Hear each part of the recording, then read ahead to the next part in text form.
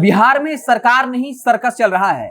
नेता प्रतिपक्ष तेजस्वी यादव ने आज कुछ ही देर पहले अपने फेसबुक पोस्ट के जरिए सरकार पर हमला बोला और ये कहा कि पता ही नहीं चल रहा कि बिहार में सरकार चल रही है या फिर सर्कस। जिस तरीके से बीजेपी और जेडीयू आमने सामने है, जो अंतर्द्वंद की लड़ाई है, उसको लेकर तेजस्वी यादव ने कटाक्ष किया है और अपने फेसबुक पोस्ट पर लिखा है, बिहार में सरकार नहीं सर्कस चल रहा है। सरकार में आपस में कोई समन्वय नहीं है। एनडीए सरकार में बस लूट और घोटाले के लिए ही समन्वय बचा है। भ्रष्ट और गैर जिम्मेदार अधिकारी सरकार के ही मंत्री एवं विधानसभा अध्यक्ष तक की नहीं सुनते।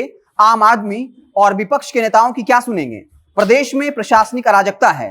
मुख्यमंत्री जी को समाज सुधार नहीं बल्कि प्रशासनिक सुधार यात्रा निकालनी चाहिए। प्रदेश में भ्रष्टाचार और अपराध का बोलबाला है, चहुओर लूट मची है। तो तेजस्वी यादव ने साफ तौर पर कटाक्ष करते हुए कहा है कि पता ही नहीं चल रहा कि बिहार में सरकार चल रही है सर्कस, और साफ तौर पर लिखा है कि नीतीश जी को समाज सुधार नहीं बल्कि प्रशासनिक सुधार की जरूरत है। क्योंकि आपको याद होगा विधानसभा के अंदर जो भी बखेड़ा खड़ा हुआ, जिस तरीके से विधानसभा के इतिहास में पहली बार किसी प्रदेश के मुखिया ने जिस तरीके से विधानसभा अध्यक्ष को अपमानित किया, उसको लेकर तेजस्वी यादव ने कटाक्ष किया और ये कहा कि विधानसभा अध्यक्ष की बात थानेदार ही नहीं सुनता।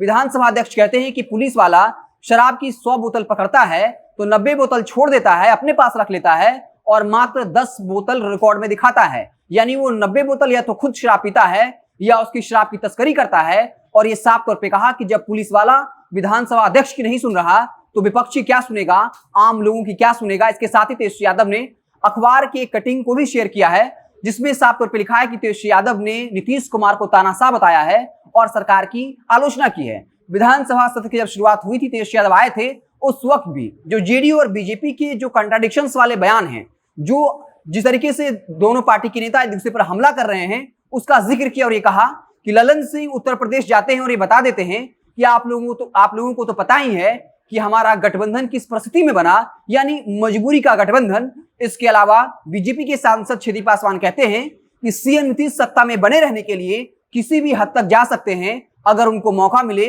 तो वो दाऊद इब्राहिम से भी हाथ मिला सकते हैं। इसके अलावा ललन सिंह और जो बीजेपी के प्रदेश अध्यक्ष हैं या उपेंद्र कुशवाहा और बीजेपी के प्रदेश अध्यक्ष, जो लगातार सियासी बयानबाजी हो रही थी, जहां एक तरफ जो है ललन सिंह कह रहे थे कि बिहार को विशेष राज्य का दर्जा दे रहा होगा और लगातार वो प्रधानमंत्री मोदी को टैग कर रहे थे।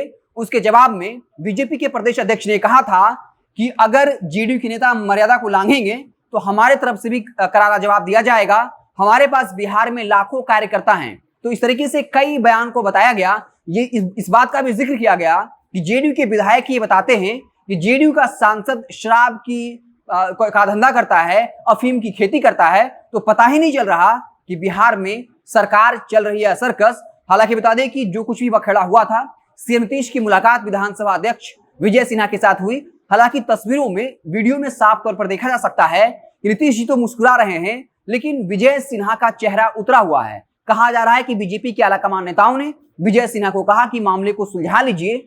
उसके बाद विजय सिन्हा ना चाहते हुए भी नीतीश जी से मिले तो वो मुस्कुराते हुए नहीं दिखे, लेकिन नीतीश जी जो है वो मुस्कुराते हुए दिखे। तो विजय सिन्हा जो बीजेपी कोटे से विधानसभा अध्यक्ष हैं, उनको अपमान का घूंट जो है वो पीना पड़ा है। और इसी को लेकर तेजस्वी यादव ने कटाक्ष किया और ये लिखा कि बिहार में सरकार चल रही है सर्कस। ये पता ही नहीं चलता इन लोगों का गठबंधन जो है वो बिहार के विकास के लिए नहीं बल्कि सिर्फ घोटाले के लिए और जो है सौदाबाजी करने के लिए बना है।